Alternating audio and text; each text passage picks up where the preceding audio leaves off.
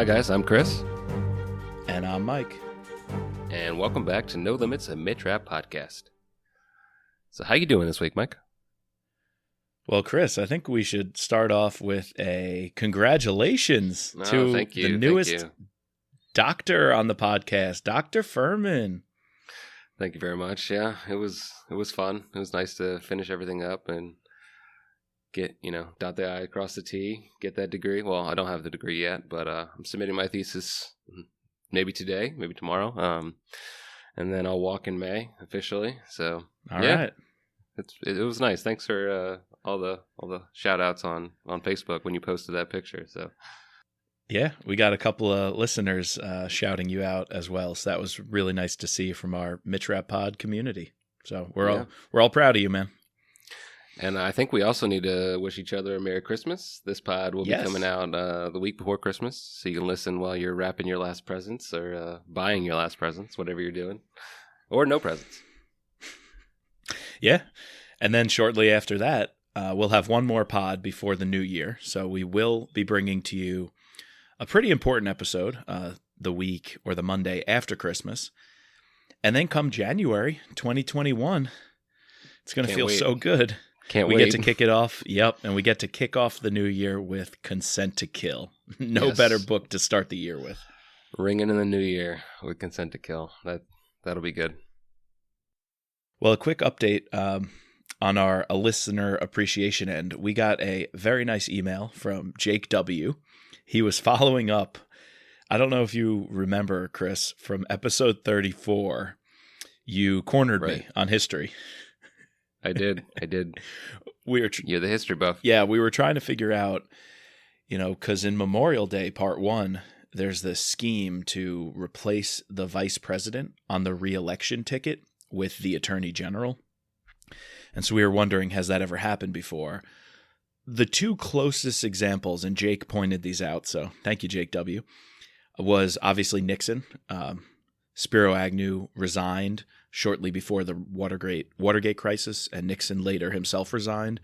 So Nixon was able to appoint a new vice president, and that would be Gerald Ford.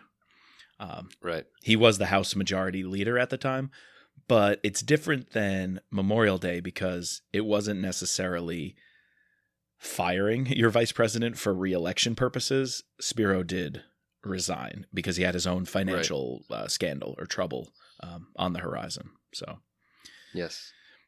The other one, Jake reminded me, was FDR, which, again, different time period, so different circumstances, but FDR did have 3 different vice presidents, and 2 of them were different running mates for different elections. Knowing he was elected to 4 terms, he did have 3 different vice presidents during those terms, and 2 elections he had different vice presidents than the prior election. So I guess that would be the maybe the closest example, right? Yeah. So, hey, Jake, just to wrap up, also left us a 5-star review, a rating and review on Apple Podcasts. So that's always appreciated. Always appreciated. Yes. Yes. If If you could open the Apple Podcast app, search No Limits Mitch Rap Pod, please just leave us a rating and review. It helps us get recognized and grow the show. So we love hearing from you guys. All right. Well, what are we covering today, Chris? How about you take us into it? Right. So a couple weeks ago, we ran an episode where Mike had the opportunity to speak with Andy McDermott from the short fan film Mitch Rap Off Book. It was a great interview, Mike. And we thought it would be a cool idea to, talk a little bit more about that film. We haven't really discussed it on the pod. And to do that, we invited in a guest, fellow Mitch Rap ambassador, Brian C. And he's a Mitch Rap fan, and he's the co-host of Comm Majors podcast.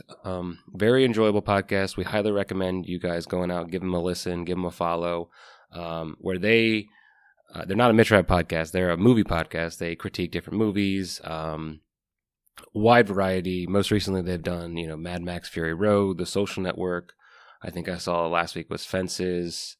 And it's nice you can just go and pick and either, if you just watched a movie, find something they've done. They've been going for like 3 years, two and a half years now, I think. Or, they announce the movie and you can watch it and then listen to the podcast. So Yeah, give them a follow, Comm Majors Pod.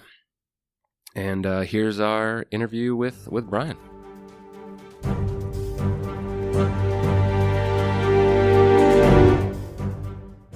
Hey guys, today we welcome Brian C., a fellow Mitch Rapp ambassador, a teacher, and the big one, podcaster. So welcome, Brian. Thanks for joining us today. Hey guys, how are you? Thank you so much for having me on. It's a thrill to get to listen every week and now to get to be on. It's very exciting. Hey, same here. So how about you tell us a little bit more about your podcast, Comm Majors, and the background, where the idea came from and where you guys are at with that project.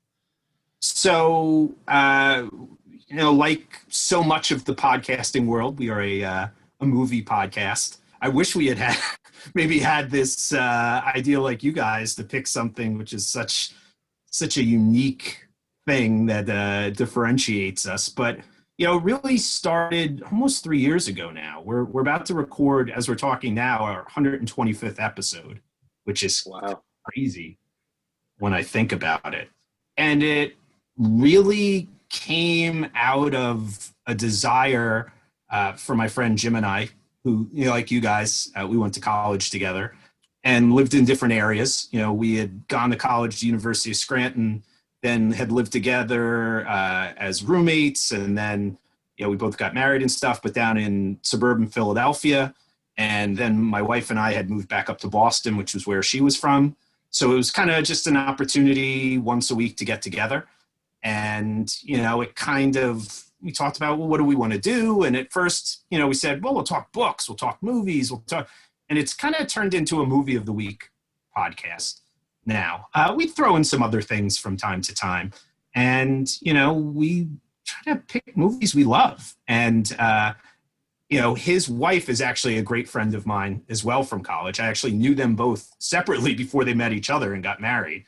And she joined us, I would say, pretty quickly in the project. And we've, like I said, we've been going that direction for almost 3 years. 3 years in September now. All right. Well, congrats. Thanks. You guys know it's quite an undertaking. It's fun, but it's an interesting experience. Something 3 years ago I never would have thought I'm doing, and now it's something that's part of my life on an almost daily basis, which I'm sure you guys can attest to as well. It can kind of consume your free time in ways you never imagined before. Oh, yes. Yes. Oh, yes. I think, when Mike sort of approached me about us starting our podcast, I was, we were in the middle of the quarantine, pandemic, whatever. And I was like, yeah, sure. I have nothing to do. And as soon as I got back into lab, it was like, oh my God, how am I going to do this? But actually it's a nice, reprieve from my everyday life and, I got to hang out with Mike more than I actually hung out with him in college, because he was busy being a teacher and I was busy in lab. So it's been great. Yeah, I found pretty quickly that, there's so many podcasts, but the one you like really for two reasons. And I think you guys have both of yours, of these in your podcast. It's, you got to like the people and you have to like the relationship that people have. And that's why you want to do that, because there's so many of them. And you have to have an interesting hook to it. Now, sometimes you can get away with having one of the two. Like if you have people you're interested in and that type of thing, that's great. If you have both, which I think you guys do, it makes it that much faster, I think, to ramp it up. For us, I think it took us a while to get into a groove of what our podcast really was. And, what was going to work. And I think when you start out, you feel that it has to be like a production, that it has to be a show. And once you start to peel that back and realize it's just better if it's you talking about what you love. Right. A conversation. We were just excited to get anyone to listen to it. So the fact that multiple people are listening to it besides our family, it's great. Yeah. I know it is kind of surreal when you think about that. I mean, you kind of just assume you're not doing it for other people. At least we were. Yeah. I mean, if we could get two people we don't know to listen to it, right, that's like a major achievement for us. Yeah. And it is a little weird when it's somebody you don't know. Like we do our shows live on Facebook, and so I kind of run that side of just the who's following us and stuff like that. And when you start to get people you don't know, I'm like, well, it could be a Russian bot, or it could actually be a real person that's listening. I'm going to go with it's a real person that's listening and not a Russian bot, and it's kind of exciting. You mentioned it took you a couple years to get going, but I think like now you guys, I've listened to you a couple times now, and you feel like you guys have great chemistry. But I do have a question, just about the logistics of your podcast. How do you go about selecting what movie of the week is? What's that process look like? That's evolved a lot, actually. It's kind of funny because you start out, and I think, and maybe you guys went through this as well, like, what the outlining process of what your podcast is going to be about. So with you guys, it's obviously Mitch Rapp. So how many episodes are you going to do the book? How many are you going to break it down? When we started, I think the vision we had was, maybe we'll do movies that are in theaters, and we'll do, movie series. Like we'll go through the MCU and do all that stuff. And it kind of quickly changed with movies in the fact that the movie for us, I think sometimes is almost of a secondary nature. It's almost like the themes or the ideas of the movie that we like to get into. And as we started, I would have thought, and you could even watch in our first few episodes, or if you listen to our first few episodes, it's a very, very different show, I think, than it is now. But we just did like 4 or 5 movies that we really liked. We did Big Lebowski, we did Raiders of the Lost Ark, we did Jurassic, all the ones that, 40-something-year-old guys, pick because that's what we were seeing when we were little kids. Right. It's changed over time. We've gone different routes. Sometimes we thought, well, maybe we'll just let viewers pick. And we went that route for a while, and that's hit or miss. I'm going to be honest with you. And then we've kind of evolved to each of us now, by and large, picking a movie a month. Because we're really, we have really different tastes in movies. And that's kind of interesting. And I'm also very type A. So I'll like graph it. I'll be like, how many movies from the 70s have we done? How many movies from the 80s have we done? We've done too many comedies. And I look at that type of stuff because it is so discussion based that you don't want to repeat same type of thing. Like we had a run once where we watched, I want to say like probably in the span of 6 weeks, like 3 80s comedies. And it's like found that this is almost the same discussion. Mm-hmm. So where do we go from there? But it's really different. I don't know how much you guys are still, in the new phase, how different it is than what you envisioned. But I go back and I have stuff like notes from when we started talking about doing the show. And in my mind, it's much better than what I thought it was going to be, but it's very different. Yeah, a lot of that makes sense. And one thing I like the path that you guys have chosen is this great blend of the classics, but then you also cover the gamut. So I loved your Hamilton episode. You were touching on more current themes with that. You recently covered Just Mercy. I listened to that one recently. And I like how I can go back and pick and choose, what I'm in the mood for. Yes. A movie that I've maybe just rewatched, I can go back and see if you guys covered it. And so I love that you guys have a compendium of films that listeners like me can bounce around to and from. Yeah, I was gonna say I like that about your podcast, and I actually pick podcasts in general that are like this, where they're not, as soon as they come out, they're not dated. A lot of times especially with yours, you're talking about something that's a movie, and yes, certain things in it might be dated eventually, but the themes are still going to be present now and in the future. So I like picking podcasts like that, and that's why I like your guys. Each of us, I think, bring different things. And that's, one of the things that I think is interesting from week to week. Because, we purposely, I don't know if you guys do this with the Rapp books we purposely really don't discuss the movie at all before we start recording. So there are some episodes where I think we're genuinely surprised with how we feel about certain movies. That's interesting because I did want to bring it back to Mitch Rapp, being a Mitch Rapp podcast. And I too have been surprised when I'm reading a book and something's not quite working for me. And then Chris gives it an A-, and he's like, love this one. And, it leads to some interesting back and forth. But then the opposite happens. Like with Memorial Day, we were both reading it and we're texting each other, dude, this is sick. That scene was nasty. And we're just going back and forth, loving every minute of it. So yeah, it's really, you get a bit of everything. Yeah, there's some weeks where we don't hold back. And there's certain movies we know, like, you guys probably know which Rapp books each other love. Like, we know we're picking a movie, and we know that we all love it. I mean, there's certain movies the three of us had watched together 1,000 times, probably. So we know. But it is cool. I think it's interesting to have differing opinions. Yes. And it kind of keeps us going because I'm pretty excited because we still have all these movies that are pretty awesome that we haven't done yet, which is kind of exciting. It's like you guys still having Consent to Kill. Yes. Can't wait for that next month. I can't wait. The best, my favorite. So speaking of these books, do you have a particular origin story or a book that you remember starting with? Is there some way that you got into Rapp that sticks out, or were you just always, a fan as they came out? I do, actually. I kind of vividly remember my Rapp story, which is interesting. I don't think that's usually the case with most books. Like I love Tom Clancy, but I couldn't tell you when. I know I was in high school when I read it, but I couldn't tell you which one it was or any of those.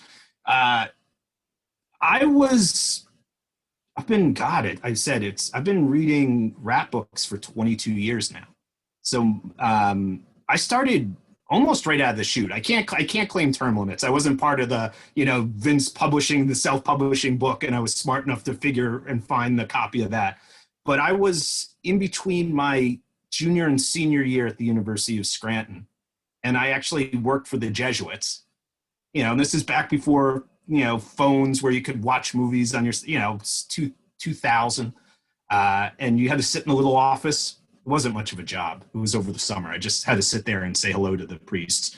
But so I just read, every night I would read. And I remember looking for books, and I was in a super Walmart, and it was Transfer of Power. It was the first paperback copy of it, which has, to me, still the best cover of any Rapp novel, which is the white cover with the fire cut out on the front. Yes. Yep. The fire burning the flag over the White House. And I didn't know Vince Flynn, didn't know anything about him, but I was like, this cover is awesome. Yeah. And I'm gonna buy this book.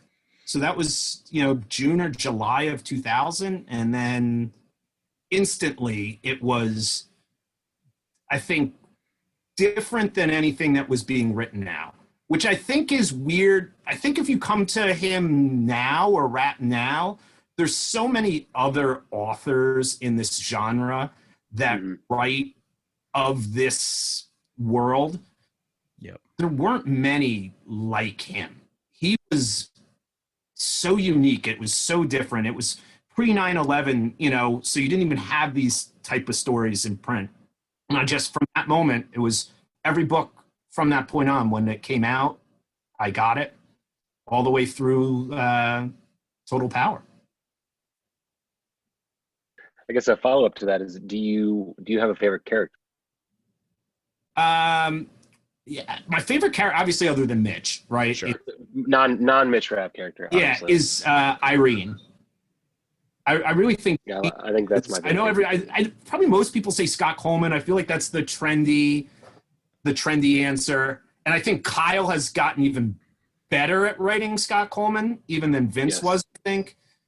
So I think if you came in later in the game, maybe. But so many of those early books were that Mitch and Irene dynamic. And Thomas Stansfield was in there, and I thought Vince made some interesting choices with those characters. But I've always thought Irene could be a Jack Ryan novel if anybody ever wanted to write that. And I thought, for a genre that tends to be deemed as very male-oriented, right? The perception, I think, of readers of this genre tends to be that it's very male-oriented. I thought he wrote all the way back before people were having discussions about representation of women in this type of literature and stuff like, she's pretty awesome from almost the beginning. Yeah. I think it's pretty unique to what you even see today, right? You have, and it also added a complexity. I had forgotten, I actually went back and read Transfer of Power during quarantine, and I forgot how Clancy-esque it was in terms of the number of storylines and the things and the role she plays in that. And I just think she's still to this day, a great character. I even love, since we're going back to the beginning, starting with term limits and transfer and the third option, seeing her as the understudy to Stansfield.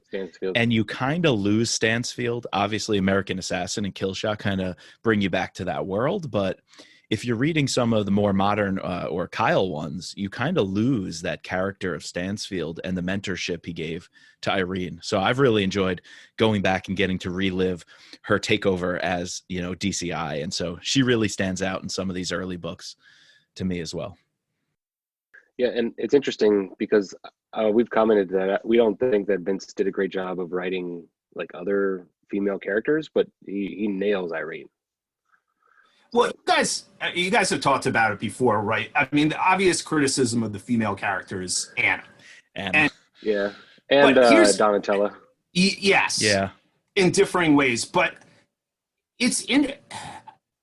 and I'd have to dig back through Vince interviews, but I think Anna at the beginning, certainly in Transfer of Power, makes complete sense of what he needed her to be, right? And how do you get that window in to where she is?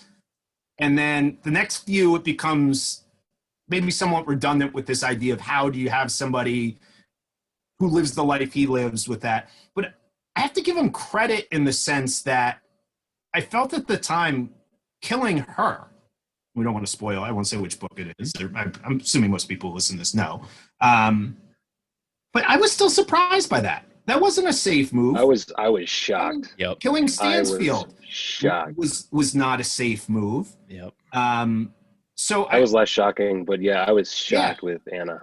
Yep. And the way he did it, which is part of the reason I think Consent to Kill's the best of the books, I just think that that turned a really good series into something that was sustainable still to Kyle writing book 20 now. I don't know if it's sustainable if that character stays around and it's him just having his own kid with her, and then every book he's pretending like True Lies, Arnold Schwarzenegger in True Lies is a dad, and then he's a spy. I don't think it works if he does that. We talked about how Memorial Day really stimulated the series in a way that's unbelievable. And we wonder if that's where Vince kind of felt, by sidelining Anna in that one, he was setting himself up for this surprise in Consent to Kill, realizing how much the story shifts when Rapp is, when he again loses somebody he loves, or when Rapp has more page time where she doesn't have to, complicate his job. And so, that event in Consent to Kill is going to change the series in a really powerful way, and change Rapp in a really powerful way. I think if you're listening to the Rapp spoiled. podcast, you should know what's going on. But what's interesting, I'll say about Vince, and I think any writer, right, is you look at, what their second or third book is like. Obviously, Term Limits was different in the sense that Mitch wasn't in it. So if you look at the second and third Mitch book, right, and at that point it starts to sell really well. And I do wonder, like, what's that pressure like, right? When you write that first one, nobody's read it. So you create the character of Mitch Rapp. You put it out there, maybe even to the third one, but now everybody's expecting it, right? You get that label, New York Times bestseller. Are you as comfortable to take risks then? And that's an interesting thing. Like, I don't know. And I thought he took risks there that were interesting. I think Memorial Day, the pacing of Memorial Day, I think is otherworldly. I think it might probably be his best paced book. It's just lightning fast. And he was able, when he got in that hot streak of those books, to go to a level that was pretty amazing. Again, I think with no offense to any other writer, I think if he was still writing, he would still probably be the best one in the genre. I guess to leapfrog off of that, how have you thought the transition to Kyle Mills? You had recently your opportunity to interview Kyle. Thought you nailed that interview. How have you seen the transition, going? I was, I still remember when they started the Mitch Rapp Ambassador program. I can't remember if it was on the webpage or I saw it and I applied right away, just thinking, hey, because, when Vince died, for people who had been reading him, at that point, I'd been reading him for 13 years. That kind of takes a hit to you. It's a little, when we do movies, we invest, like I said, 2.5 maybe hours a week. To read a book is a big investment of time. So I think you get more emotionally attached maybe, and especially if it's one of these authors you're reading every year, like it becomes part of your yearly routine. So I think Kyle's even said this in a lot of his interviews. I think there was a lot of people who were apprehensive about what that was going to look like. So I remember I got picked for the first Mitch Rapp Ambassador program, and nobody knew what it was. I mean, now it's become this yearly thing, and it's first of all, brilliant idea. Yeah. I mean, just amazingly brilliant idea. And I remember getting picked. I thought it was awesome. And they sent me the book. And I actually remember Ryan Steck, the Real Book Spy, messaged me on Twitter. And since then, we've actually become friends. And he's an amazing guy. This is by the way, Book Spy. Mm-hmm. This was when he was just the Raptologist. Yeah, the Rapologist website. That's right. And I was just talking about it, how exciting. He's like, oh, it's going to be great. And I thought it was. I don't think it could have gone any better. I think there's, I think that the character started to need to move in some new direction, and Vince easily could have done that. The truth is Kyle will tell you, nobody knows what Vince was going to do because Vince didn't outline, he didn't leave notes. Right. Yep.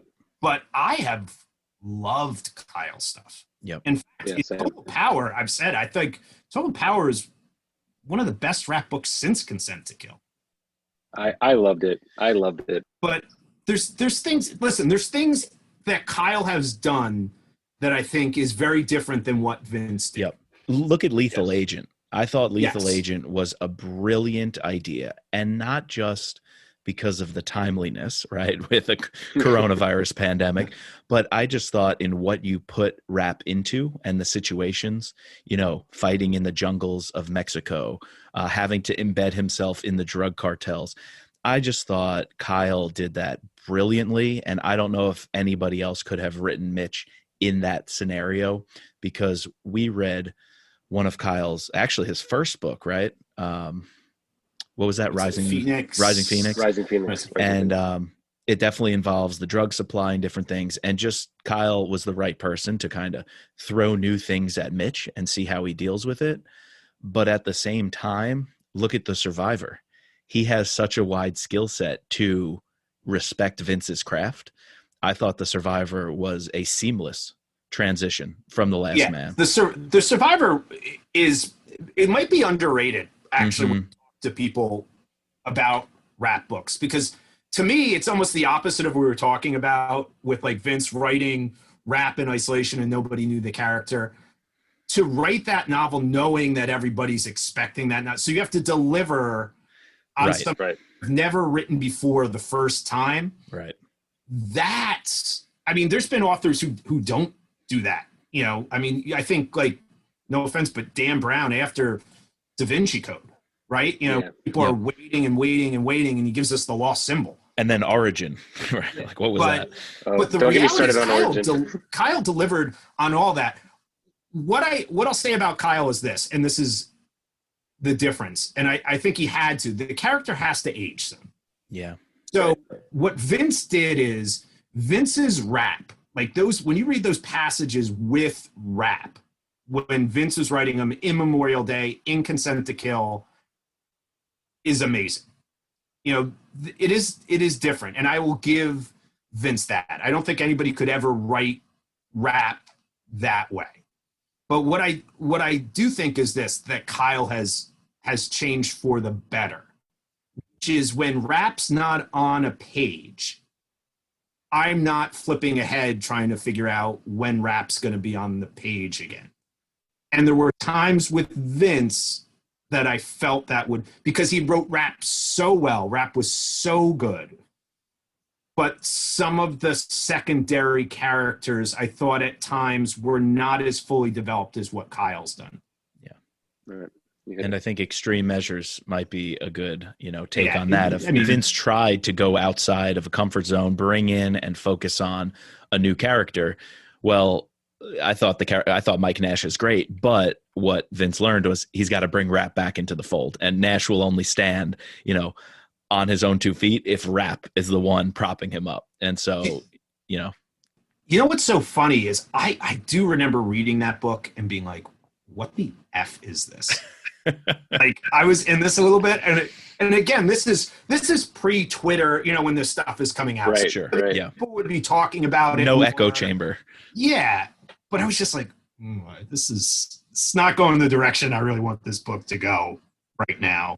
And that book had a choppy feel to it, which I think if you ask people, there was a choppy feel to the writing of that book, based upon what I've heard from people. So, listen, everybody has one of those. Even I think most people would rank that towards the lower end of Rapp novels. It's still better than a lot of stuff that is put out today, for what it's worth.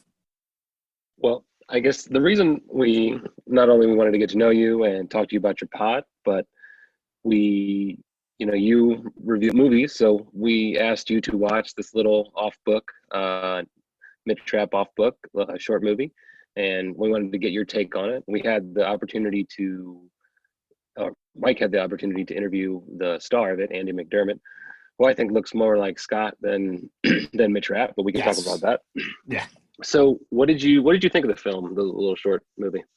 Well, it's funny because honestly, until you guys had talked about not knowing about it until, I don't know, the reader tweet you or something. I remember seeing something about it, and I hadn't even known about it.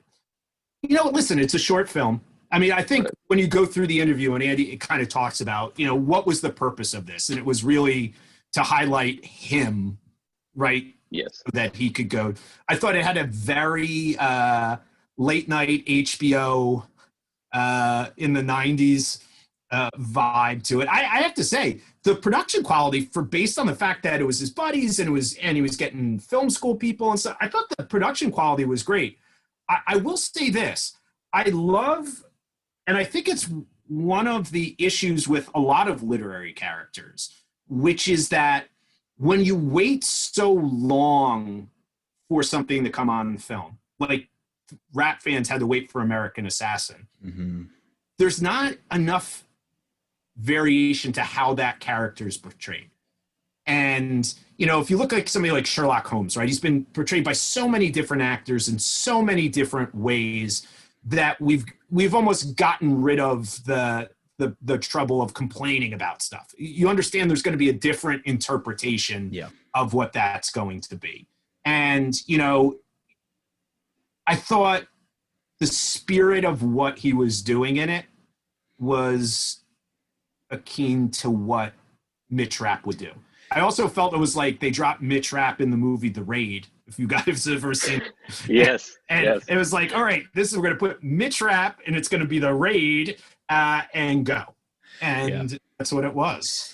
Yeah, I mean, you mentioned it. It's an indie, short YouTube flick, and it was a Kickstarter project. So I think he said something like $8,000.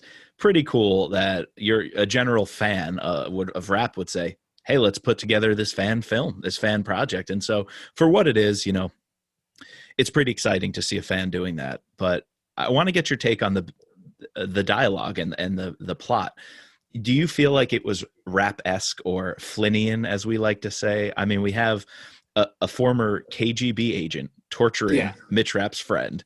Rapp takes out something like 25, 28, 30 guys, dispatches 29 them. and a half, the guy 29 and a half is the joke. But How do you feel that respected the craft of Flynn and his storytelling in just knowing it's a small, low budget, fan film? I think at least they captured a good Rapp storyline of he's going to save his friends. He's going to ignore the Yes. bureaucrat. He's going to go get the job done. I think when you do a short film, there's obviously really only one story you can tell. There's one person, one thing. By the way, I thought every dime they spent was well spent.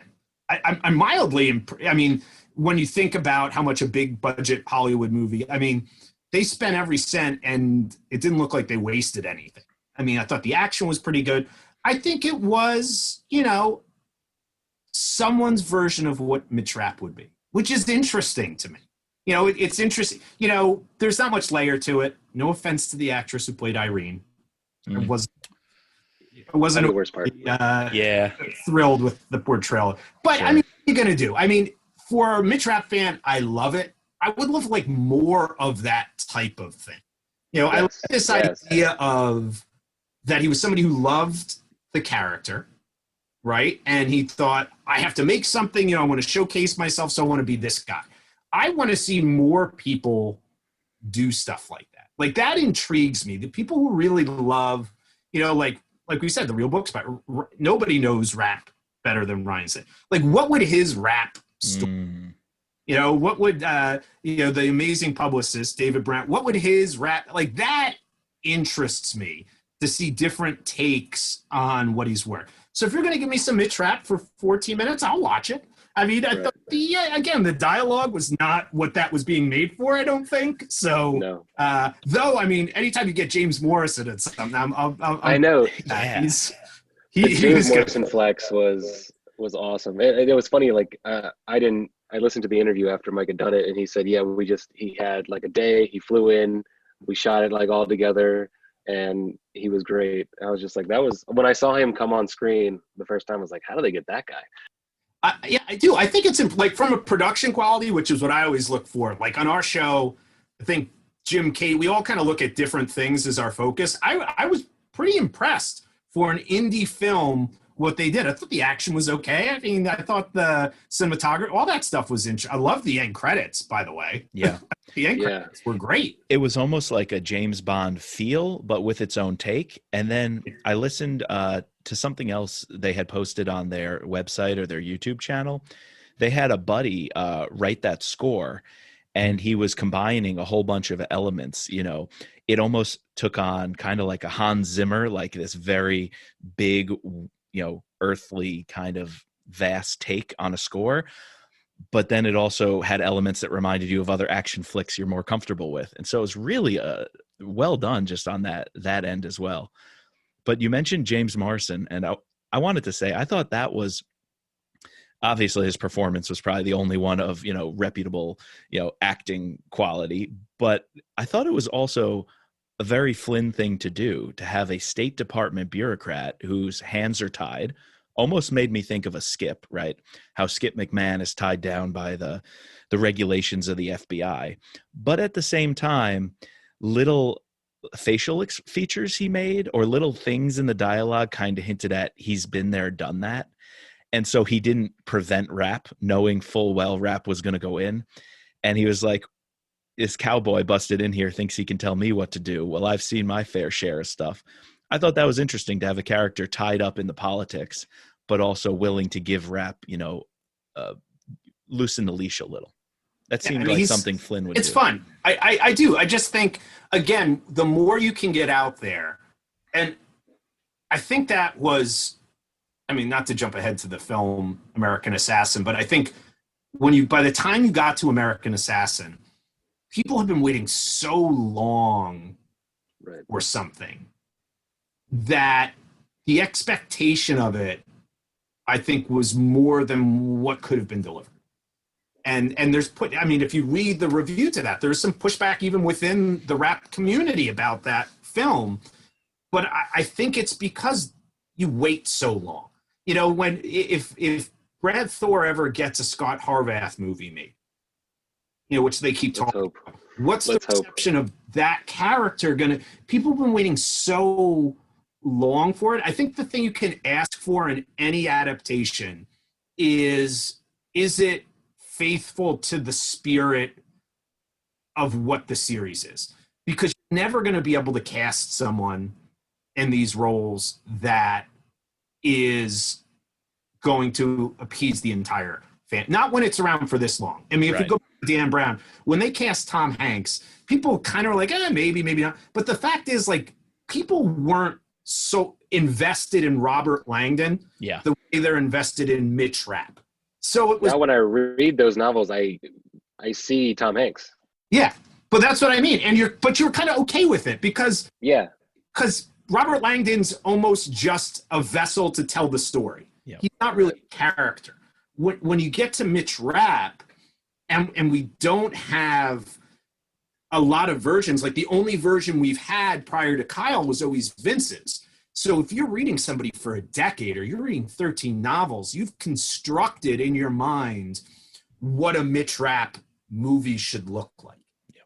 And that's part of the like that's one of the great things about reading, and why a lot of times I'm not an advocate of books that I love being turned into films, because I'm not the director anymore. Yeah. You know, stylistically, it's falling into somebody else's hands in terms of what that interpretation of that is going to be.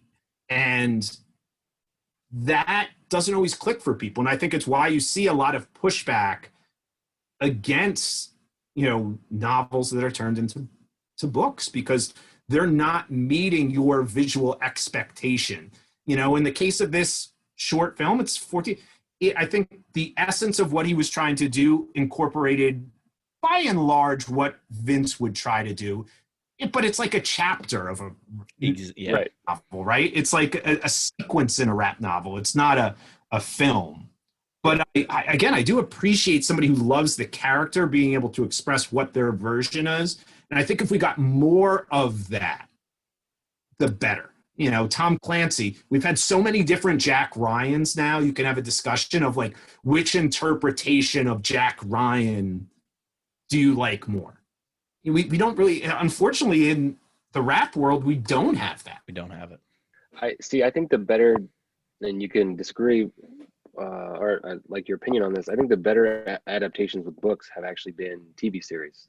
You know, absolutely. I think my favorite Jack Ryan is actually the current Jack Ryan that we have on the Amazon series. I think they've done a great job with that show, and I think one of the reasons they might have done a great job with that show is because they're using characters, but they don't have to stick to a specific storyline from a book. You know, everything is just inspired by.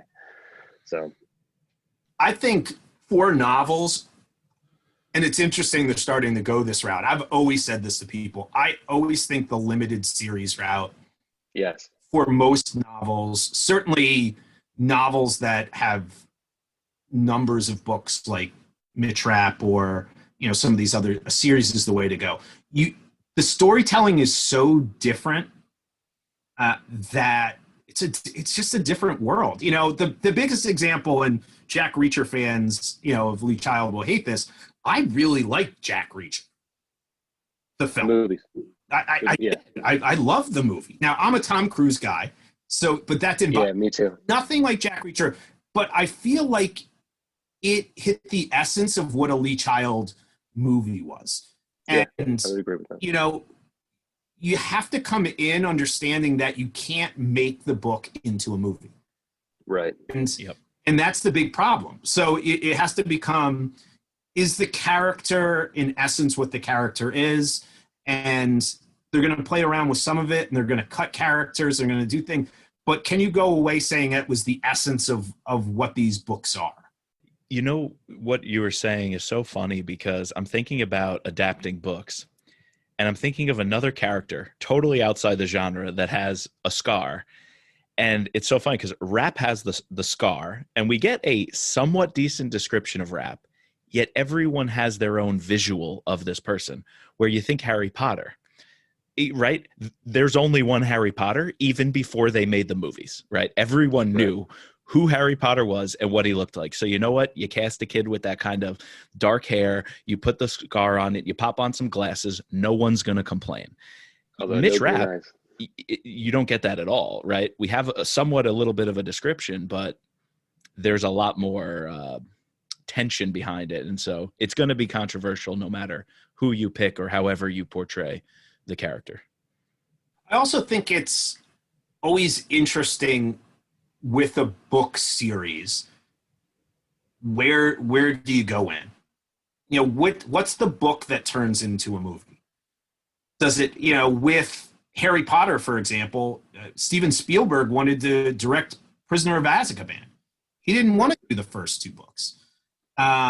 You know, with Jack Reacher, which is obviously a very different character because you can really, one of the things you could just pick any of them. There's very little connection between one or the other. They picked, I think it was, I don't even know what One Shot. One Shot, right? One Shot. Yeah, that was, I mean, had to be like number 7 or 8 maybe in the series. Yeah, it was well along. I'd always say this. I thought if I was going to say there was a mistake with American Assassin, I wouldn't have started with it. I don't believe it was the casting that was the mistake. I wouldn't have done American Assassin. I wouldn't have done an origin story. Yep. But do I understand why? I mean, here's the thing. They're a movie studio trying to make a franchise. So you're going to have to sacrifice things. And to the point of the Jack Ryan Amazon series, I love that. But I'm also of the belief that any Jack Ryan novel should be done as a period piece. I don't like the updating of it. I wish they would have done Rapp when Rapp's what his age was. Go back to the because I think that informs who the character is. And it's the same thing I'm going to say with Daniel Silva if they ever get the Gabriel Allon novel off the ground. My fear is if you update it, you lose so much of what makes that character who that character is. And I enjoyed American Assassin. We talked about that forever. I think it's a really good movie. But I had been a big advocate of when they were pushing to do Consent to Kill.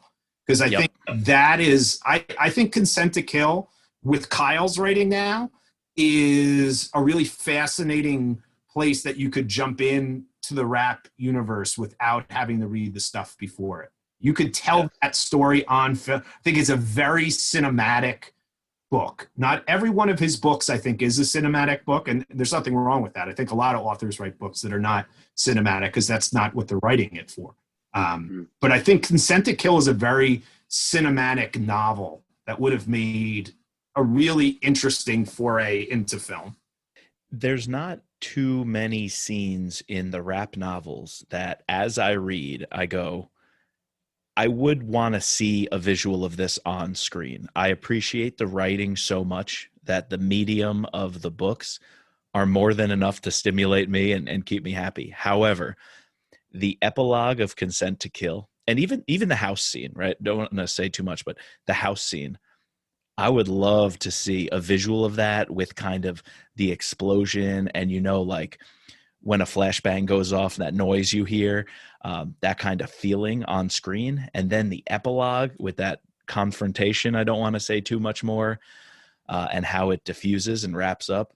I just think that would be so powerful in a visual medium. It was so powerful on the page, but it's one of those few times I would give anything to see that done properly on screen. To write that is so different, right? When you think about it, there are very few authors who are able to walk that line. It's almost like writing a screenplay. And if you've ever read a screenplay, it's such a different thing to read. There's very few authors. I mean, there's 2 right now that pop into my mind immediately who do it well. And one of them was a screenwriter, which is Chris Howdy. But he was a screenwriter. Yeah. Okay. The other one who I think is hands down writes the most cinematic is Matt Betley. His writing is visual. And if, some listeners probably know him. If not, I would highly recommend this. I have Overwatch. I just didn't get to it yet. It's unbelievable. Okay.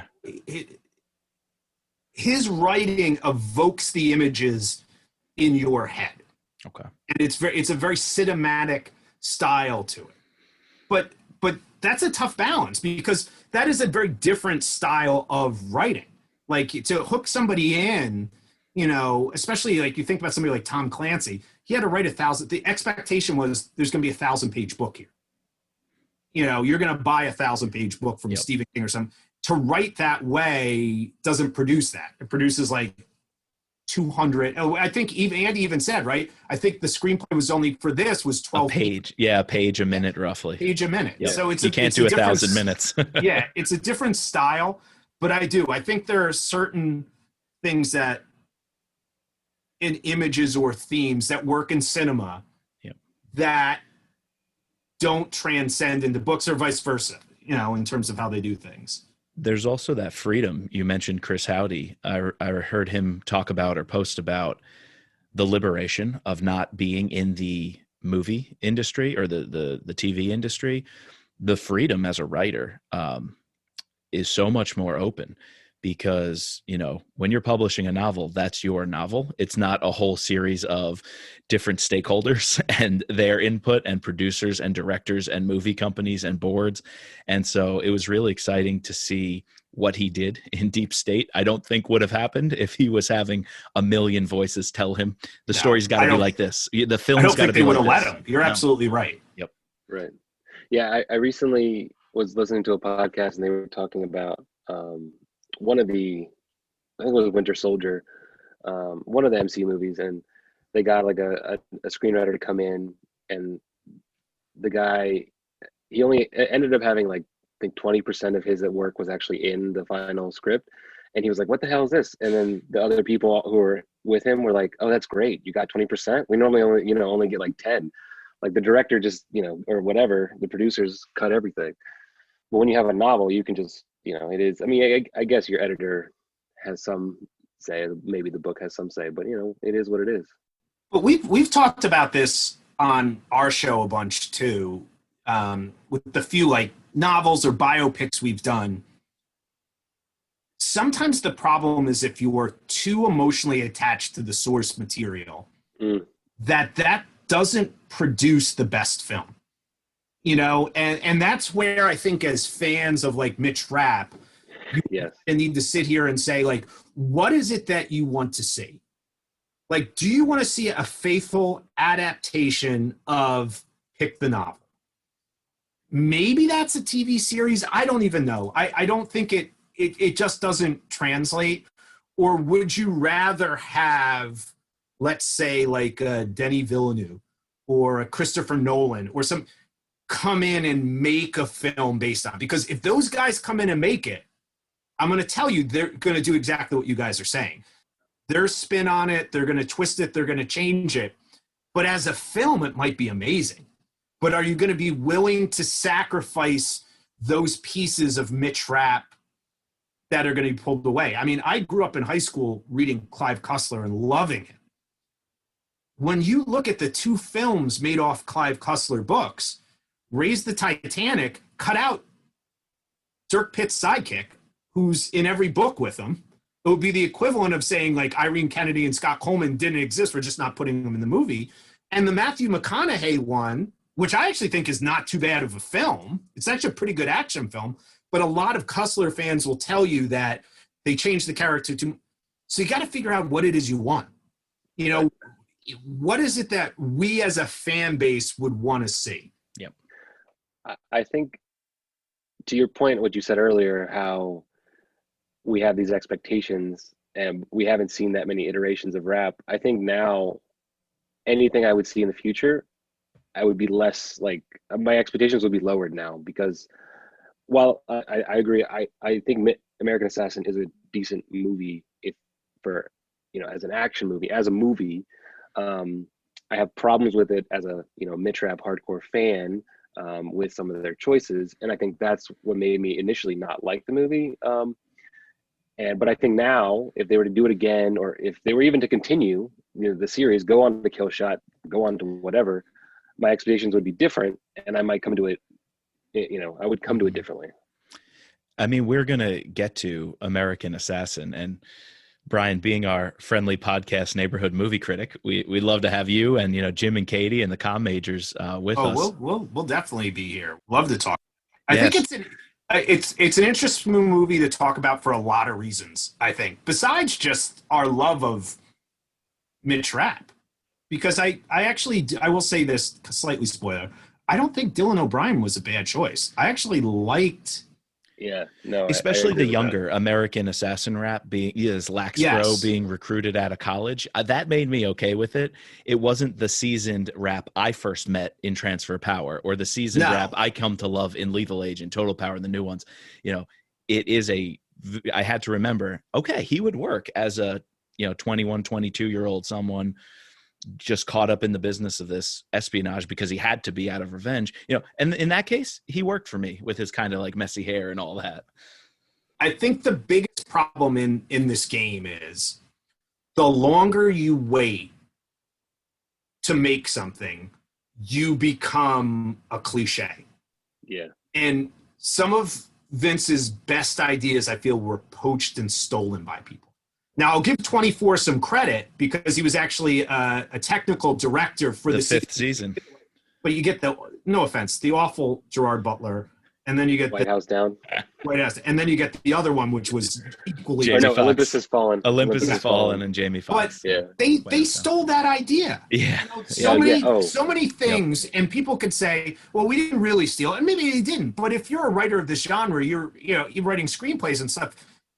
You've read it so long to get that through, and I do get it. You're probably overly protective of your characters and stuff like that. But it's like now you get to it, and somebody's going to say, "Oh, this is a ripoff of White House Down," and you're going to be like, "Well, no, this was." Yeah, this was written like 15 years before that awful movie was written, and it so happens that somebody else did it first. But I genuinely believe Transfer of Power as like a Queen's Gambit 6, 8 episode.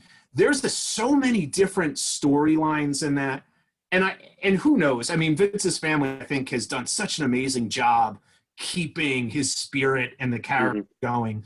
What they choose to do with it, it's going to be very interesting to me to see whose interpretation of Mitch Rapp you go with. Yep.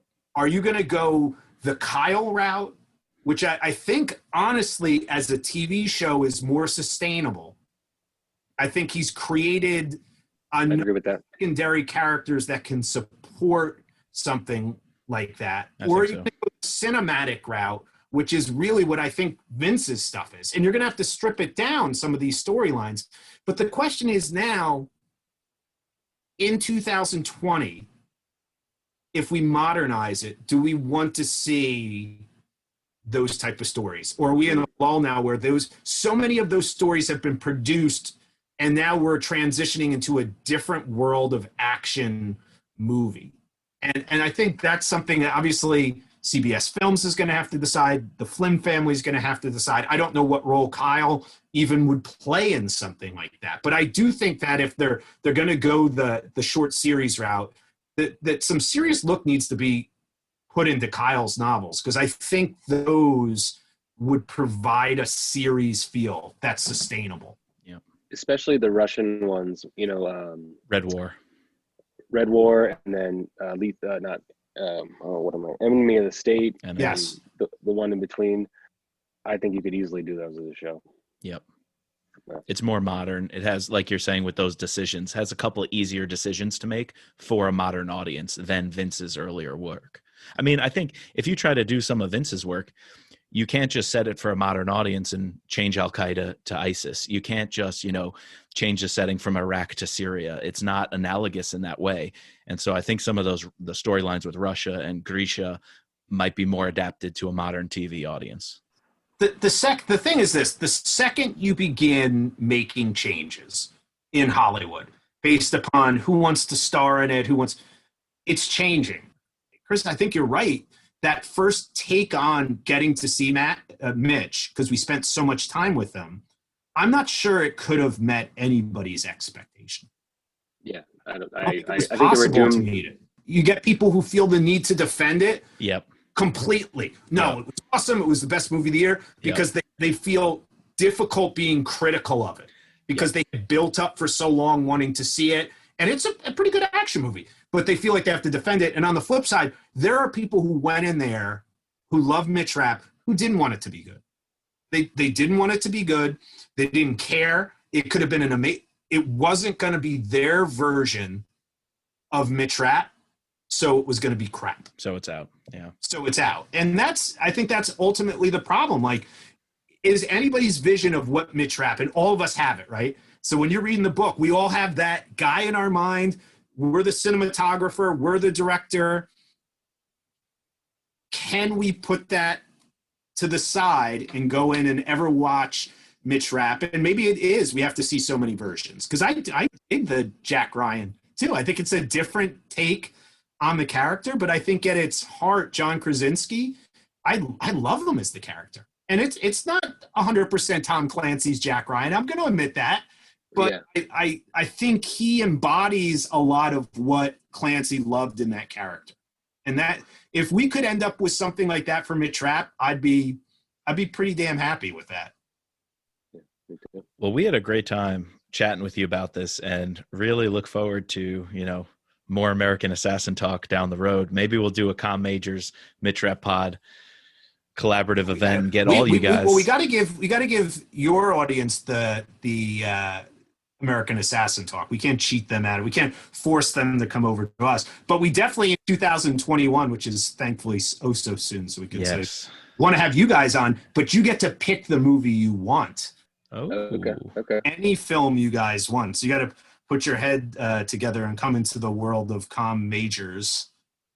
Well, to give a nod to Comm Majors, I forgot to ask you, were you drinking anything tonight? Because I certainly had my Mitch Rapp Lives glass, Oh, I love that. I need to. I'm embarrassed to say I don't have a Mitch Rapp class, though. I guess it's good because I couldn't be broken, unfortunately, like the mishap that happened with Chris's Mitch Rapp Lives.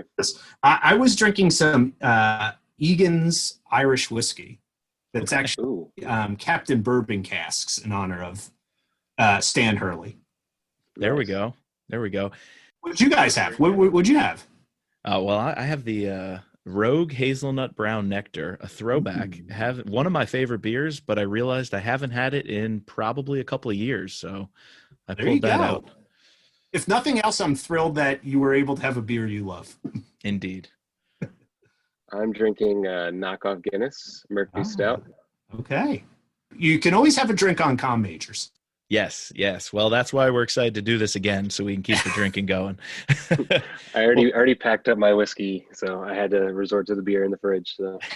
Well, I thank you guys because I love listening every week, and I do. I think we said at the beginning, one of the great things in the last 5 to 10 years is people have gotten to express things that we've had access to things that we love that people maybe thought, I really love Mitch Rapp. Do people love Mitch Rapp as much as I do? And yes, we do. And the answer is yes. How can people find you? You can find me on Twitter at bcostellobooks, which just pick any of those Vince Flynn sites because I follow all of them, and you'll see me following them. You could see me following, of course, your guys' amazing social media, and you can just click from there. We're on Instagram at Comm Majors, which when I'm not being lazy, I'll post posters of the pictures of the movies we're going to discuss that week. Pick any Comm Majors episode. Pick your favorite movie, watch it, and go from there. All right. Be sure to subscribe to Comm Majors on your favorite podcast player or Apple Podcasts as well. All right. Thank you. Awesome. Appreciate it. And we're going to start referring to you as Doctor. You have to start referring Dr. Furman. Please don't. every episode after that. Oh, I will make that a running joke, don't you? Or that has to be Doctor. Yeah. He's going to defend his dissertation like Rapp defending the homeland. He probably should be the first thing you guys live stream. his dissertation. You should live stream that. I like it. That would not go over well. So. All right, guys. You have a good evening. Great to talk now. to you guys. Have a great night. Thanks. Bye. You too. Bye. Bye.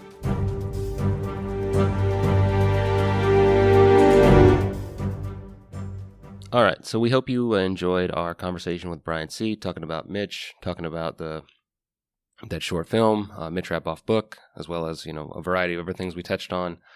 Coming to you next week, we're going to be our last podcast of the year.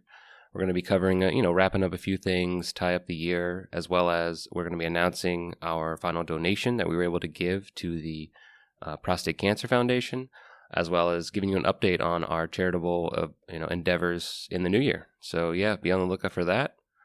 Again, we have to thank our patrons, especially our special operator, Sherry F., and our special agents, George, Matt, Dawn, Dennis, Peggy, Catherine, Ray, Bridget, and Jeff. We thank you guys very much. Hope you guys have a Merry Christmas. And to all of our listeners, hope you have a great holiday. Please subscribe, rate, and review us. Anywhere you can get the podcast. You can find us online at mitrappod.com or on Twitter and Instagram at mitrappod.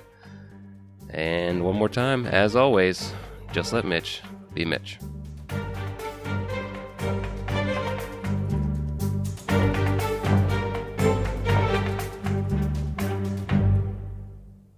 Just a disclaimer, this podcast is not affiliated with Vince Flynn, Kyle Mills, or Simon & Schuster, but thank you to them for bringing us the wonderful world of Rapp. And the music soundtrack is Guerrilla Tactics by Raphael Crooks.